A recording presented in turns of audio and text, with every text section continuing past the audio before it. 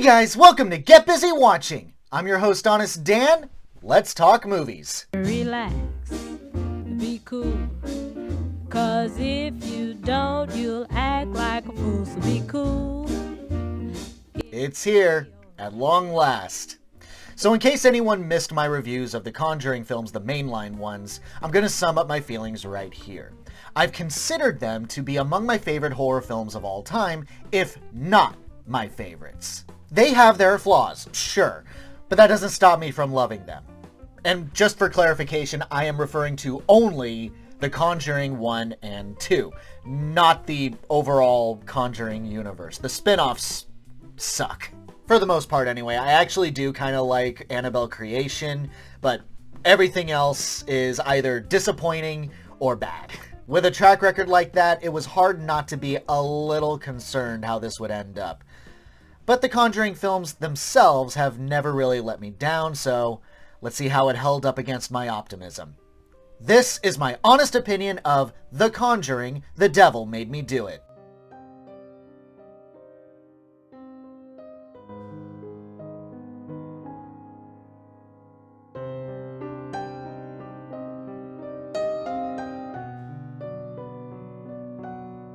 Set in 1981, Ed and Lorraine Warren, respectively reprised by Patrick Wilson and Vera Farmiga, are helping the Glatzel family with their possessed 8-year-old son David, played by Julian Hilliard, and are waiting for Father Gordon, played by Steve Coulter, to perform the exorcism. However, the possession proves too powerful as it knocks out Father Gordon and gives Ed a heart attack. It ends when David's older sister's boyfriend Arnie Johnson, played by Rory O'Connor, demands that the presence take him instead, and only Ed witnesses it before he loses consciousness. Though Ed survives his ordeal and the Glatzel family moves on, Arnie becomes increasingly disturbed by visions of an old woman tormenting him and causes him to murder his landlord. Arnie is arrested, pleads not guilty by reason of demonic possession, which the court does not accept, and will be executed if the Warrens do not find evidence to help Arnie. The court accepts the existence of God every time a witness swears to tell the truth.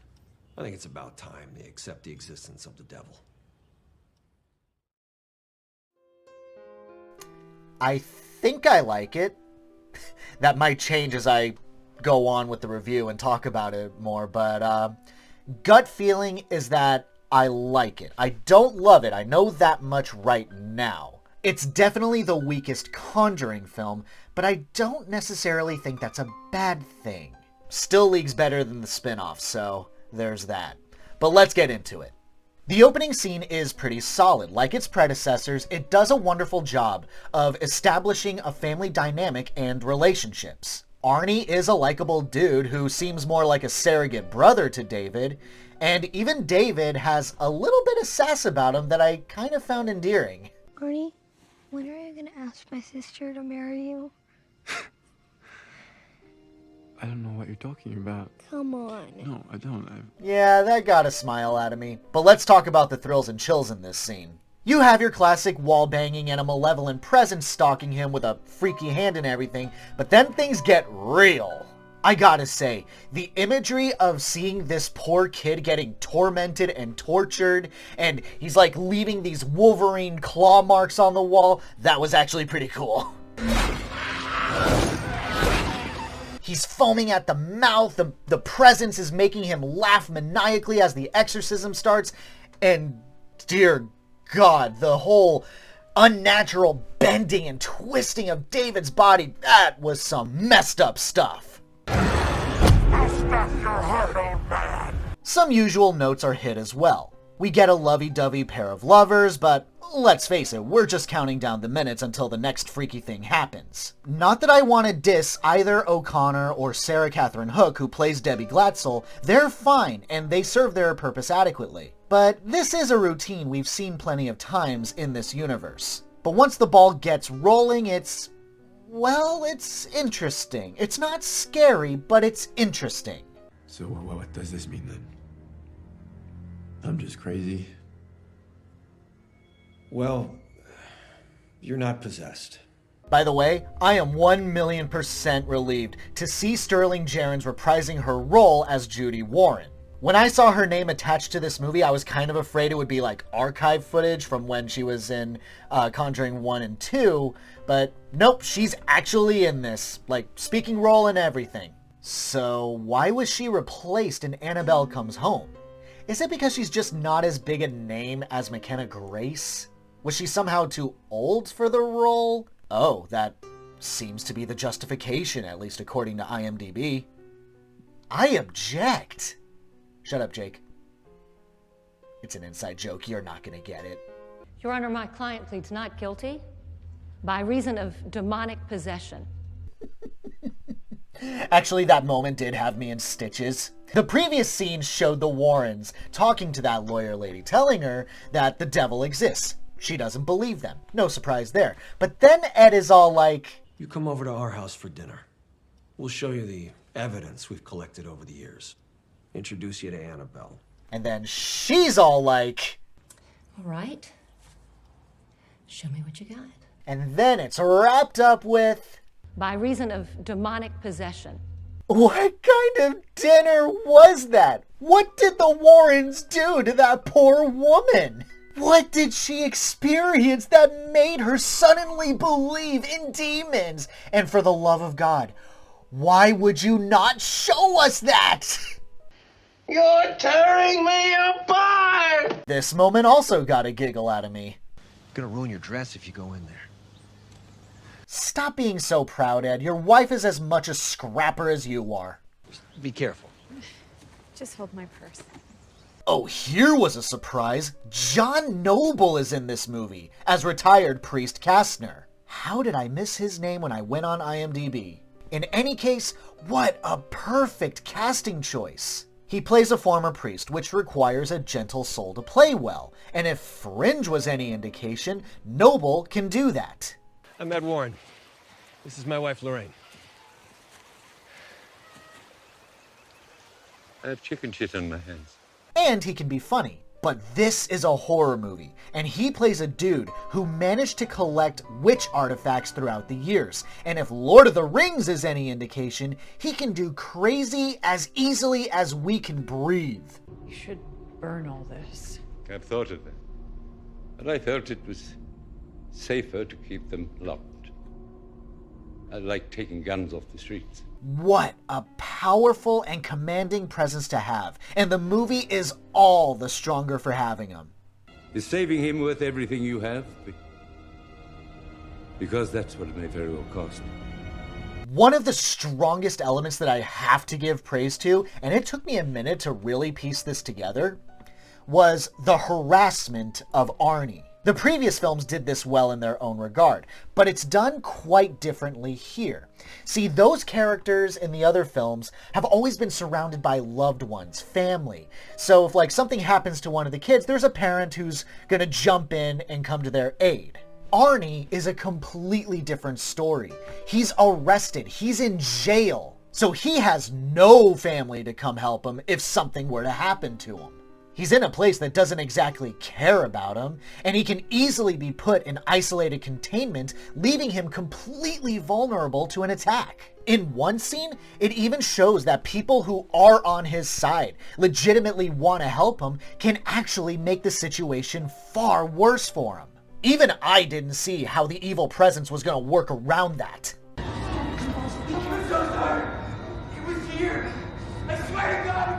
Effectively, you really feel for Arnie. He's a dude who is just trying to be helpful to a young kid who didn't deserve what happened to him. Has a bright future ahead of him with a woman that he loves, and then this evil force comes along, is unrelenting, ruining his life, painting him to be something that he isn't, and this time he has no loved ones to help him. And usually, I hate when characters do that whole thing where they scream how, "It was here, I swear," because of course no one's gonna believe him. But here, it felt a little more natural. I certainly wish Arnie's time was a bit more stressful, like maybe the guards give him a hard time. No need to go full Shawshank and beat the guy to an inch of his life, but a bit of mockery, insults, that thing where they drag their flashlights against the wall that creates a loud noise, something to that effect that only makes it worse for Arnie. Sometimes you think something, then you're not sure if it was really you. but now you're seeing it. This scene also kind of got me. So up to this point in the story, the Warrens have found this witch totem underneath the Glatzel family home, and Lorraine took pictures of it. They send these pictures around to local precincts to see if anyone's seen anything like it. One of them pings, and they see what this guy has to say. The Warrens offer to help find a missing girl that may be linked to the case that they're working on right now. But the officer, Sergeant Clay, played by Keith Arthur Bolden, wants to see what Lorraine is all about. One of these is a knife used on Katie Lincoln. The others I just pulled from the evidence locker. Ed gets protective of her because of course he does, but then Lorraine picks the knife. I don't believe this sort of thing happens in real life, but it always kills me to see it in movies. There are definitely other scenes worth talking about and giving praise to, but I don't want this to turn into a deep dive. I'll cap off one more positive in the spoilers section. I'll let you know when we get there. But summed up, the positives are strong, and they keep this movie afloat for me. But I alluded to negatives. We gotta talk about them. They are mostly nitpicks, but it's still worth discussing. Small ones first. I'm not exactly sure why we were teased a subplot about Arnie and Debbie moving out of town when they accumulate enough money. This conversation is never brought up again, and it just kind of feels like a padding line to fill out the script for some reason. One would think they would actually be more interested in talking about what happened to David. I mean, geez, the woman saw her little brother literally twisted and mangled. That's not exactly something you easily bounce back from. I admit, it's a nitpick, a glorified nondescript conversation. But it still kind of bothered me and could have used a rewrite. And this place doesn't cost us Arnie, anything. I just started this job. I can't just up and walk out now. Oh, and this was one of the worst tonal shifts I've seen in a horror movie in a long time. Arnie. It's got Arnie.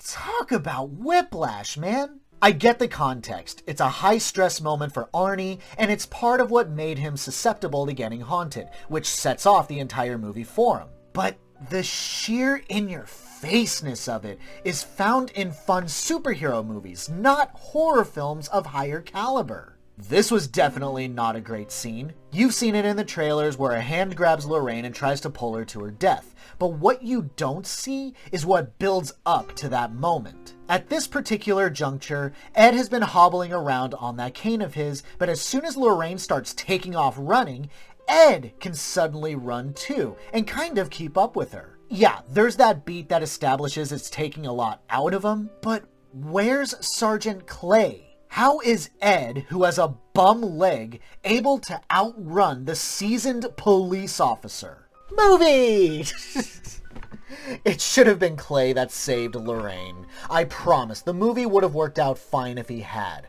Don't get me wrong, the scene does have its strong moments, but it's not the strongest.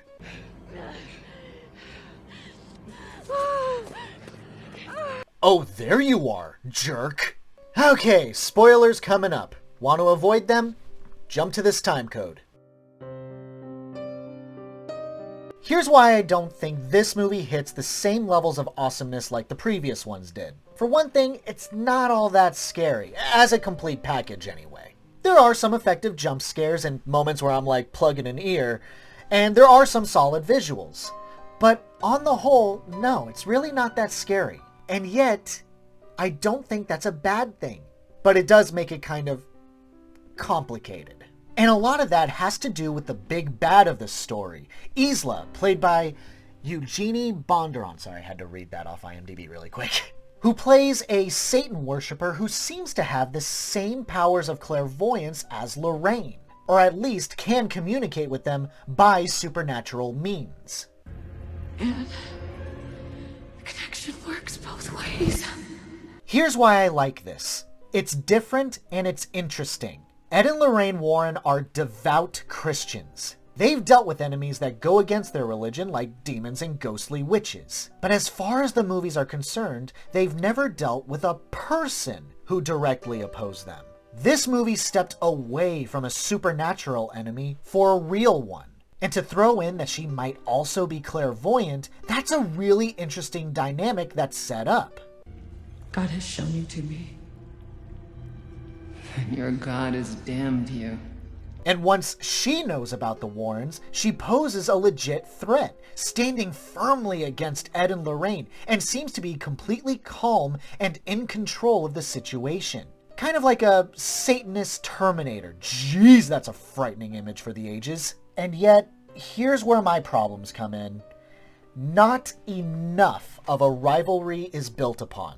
It's only dabbled, not the main focus. I mean, come on! You have two clairvoyants! Okay, disclaimer, I keep calling Isla clairvoyant even though that may not technically be the case. Even she didn't seem to fully understand how Lorraine was talking to her and interfering with the curse, but she's able to talk smack to Ed a few scenes later.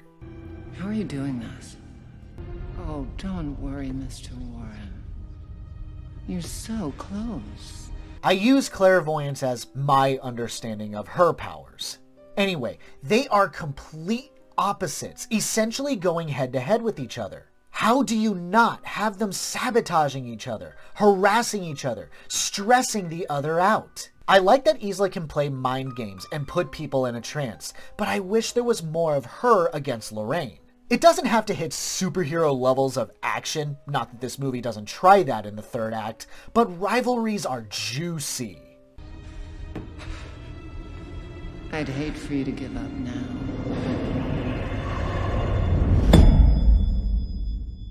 And definitely one of the bigger frustrations is how dumb Isla ends up being. I mean, it made way for some really cool moments like this one.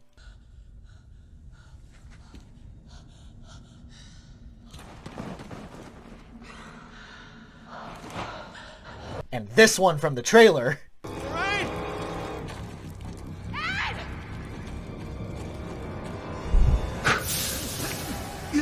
But by the end of Ed snapping out of nearly killing Lorraine, how and why wasn't Isla there to watch her own station or whatever it was called? Her curse for Arnie revolved around that being intact. Where the hell was she? And why didn't she act like someone who wasn't royally screwed? This movie had such a great character going and botched it completely in the climax and the resolution.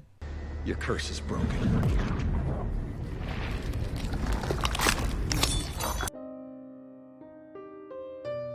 Yeah, so that's it. The negatives are completely in the execution of its big bad. Similar to Valak in the second one, you have a wonderful concept, but criminally underutilized and wrapped up too anticlimactically. That's what ultimately hurt the film. But where it counts and where I expect a Conjuring film to be good, it does well. The relationship between Ed and Lorraine is still endearing, and I love how Wilson and Farmiga bounce off of each other. The story may be a departure, but it's refreshing and interesting. How they make you feel for Arnie is different from its predecessors, but they do a wonderful job of changing up the formula. Did it make me cry? No. I did get choked up a little though, so there's that. If there's anything that this movie has taught me, it's that not every installment of a franchise needs to outdo the other one.